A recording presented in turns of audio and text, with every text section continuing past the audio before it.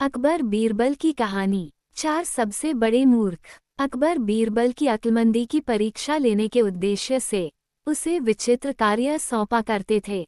ऐसा कर उन्हें अति आनंद की प्राप्ति की होती है। एक दिन दरबार में राजकीय कार्यवाही के मध्य अचानक अकबर बीरबल से बोले, बीरबल, इस राज्य के 4 सबसे बड़े मूर्खों को हमारे सामने हाजिर करो। हम तुम्हें 1 महीने का समय देते हैं, तुरंत इस काम में लग जाओ।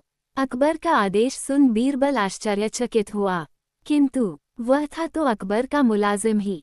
उनका हर हुक्म बजाना उसका फर्ज था। वह तुरंत 4 मूर्खों की तलाश में निकल पड़ा। 1 माह पूर्ण होने के उपरांत वह 2 व्यक्तियों के साथ अकबर के समक्ष उपस्थित हुआ।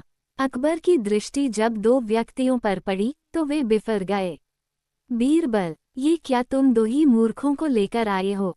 हमने 1 महीने का वक्त तुम्हें 4 मूर्ख लाने के लिए दिया था। हुजूर, मेरी गुजारिश है कि अपना गुस्सा शांत रखिए और मेरी पूरी बात सुने। बगैर किसी नतीजे पर मत पहुंचिए। बीरबल अकबर का गुस्सा शांत करते हुए बोला। बीरबल की बात सुन अकबर का गुस्सा कुछ ठंडा हुआ। जहां पनाह, ये रहा पहला मूर्ख। इसकी मूर्खता का वर्णन सुनेंगे तो आप भी सोचेंगे कि ऐसे लोग भी होते हैं इस दुनिया में। पहले व्यक्ति को आगे कर बीरबल बोला, बताओ। अकबर ने पूछा, ऐसी क्या मूर्खता कर रहा था ये? हुजूर, मैंने इस व्यक्ति को बैलगाड़ी पर बैठकर कहीं जाते हुए देखा। बैलगाड़ी चालक के अतिरिक्त बैलगाड़ी पर बैठा ये अकेला व्यक्ति ही था।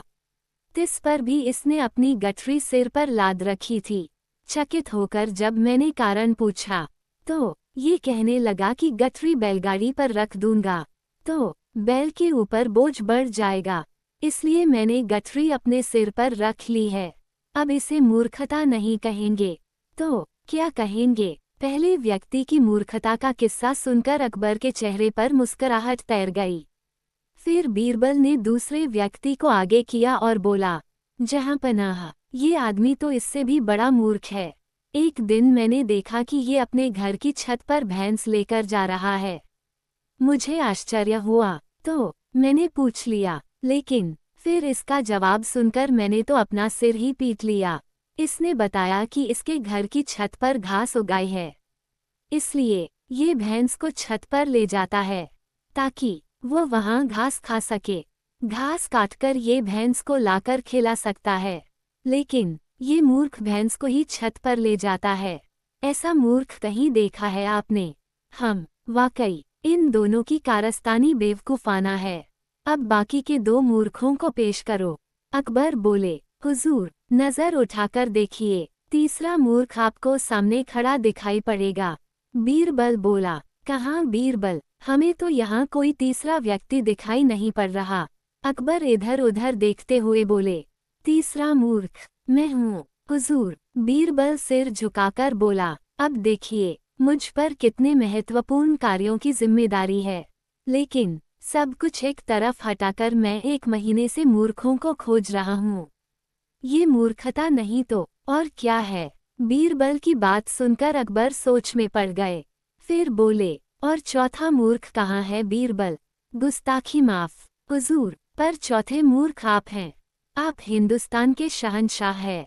इतने बड़े साम्राज्य का भार आपके कंधों पर है।